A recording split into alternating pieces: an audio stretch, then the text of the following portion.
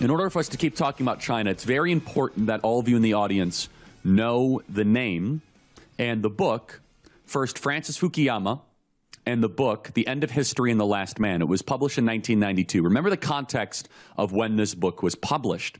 This book was published right after the fall of the Soviet Union. This was peak neoliberal arrogance.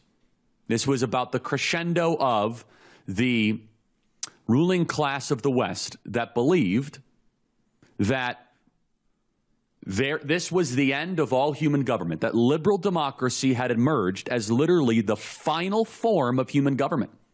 The claim wasn't that history literally ends, but that the ideological evolution has reached its endpoint.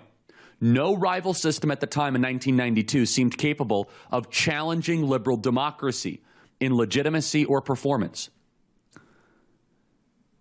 We assumed the American way had won forever. And I was raised in this context. I was told by teachers, I was told by professionals, Charlie, the more that we trade with China, soon they're going to be wearing Levi jeans and having McDonald's in Tiananmen Square, and they'll be listening on their iPods. And once they do that, they're going to embrace free speech, they're going to embrace American values, and they will de-radicalize and decouple from totalitarianism. This book, The End of History and the Last Man by Francis Fukuyama, without a doubt, was one of the most important, arrogant theses of the 1990s. It set the tone for the American ruling class. Because the wall had fallen, the enemy of the Soviet Union collapsed. We did it without having to go to a kinetic war.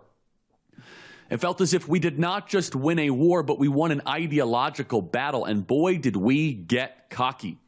Our leaders assumed anybody who came to America from China will decide America's way is better than China's, and either join our team or fight to make China be on our side. But if you really think about it, if you come here today from China, what are you likely to think? Our cities are filthy, they're murderous, they're dangerous. And as we have declined in virtue in our country, it's much harder to have liberty when you do not have virtue.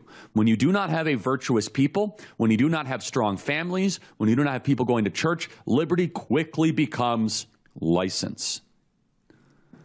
Bill Clinton articulated this best. Bill Clinton celebrated the entrance of the Chinese Communist Party into the World Trade Organization. I want you to put up the B-roll again of the Chinese military, please. The Chinese military with their tanks and their missiles rolling through the streets. You guys paid for that. This is paid for by the U.S. citizen. This is paid for by your Beanie Babies. This is paid for by your baseballs. This is paid for by your textiles. Hey, that's paid for by your vitamin C and by your antibiotics. Bill Clinton helped design this order, but this was all because of Fukuyama's argument. This is very important. Fukuyama gave them the arrogance that if we started trading with China, we would get super rich, the economic elite would then be able to have more capital, and then China would liberalize, and the whole world would live in liberal democratic harmony. That sounds so dumb when I say it today now in 2025, but that's exactly the context of which all these decisions were made. World Trade Organization, NAFTA, Play Cut 393. Bringing China into the WTO is a win-win decision. It will protect our prosperity, and it will promote the right kind of change in China. It is good for our farmers, for our manufacturers, and for our investors. Encouraging China to play by international rules, I say again, is an important step toward a safer, saner world. Now, instead of China changing, we've actually become more like China. Not in the good ways, by the way. Less free speech, more oligarchic governance, an untouchable billionaire class. We became more like them. They did not adapt. They did not liberalize. They don't have free speech. You can't challenge the government. You can't own firearms. China is more totalitarian than they were either in the 1990s. And this is where all the experts, again, which should just be completely discounted, they're like, well, you can't have economic liberty without personal liberty. Oh, yeah, you can. China's proven you can.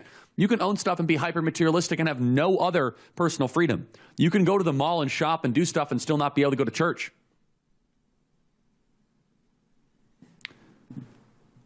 The 1990s Francis Fukuyama, end of history, Bill Clinton, the dot-com era. We won. And instead of entering the victory with humility, we also did the 1990 Immigration Act. We opened up our borders to the entire world. And now in 2025, we are reckoning with the consequences of the cockiness of the leaders of the 1990s. So much of what we are living through is because of the arrogance and the pride of a ruling class in America that saw the wall fall in Berlin and said, we won, baby. Bring in the foreigners. Import the plastic. Make us rich. It's the end of history. Turns out history was just getting started. For full shows, live and on demand, it's Salem News Channel.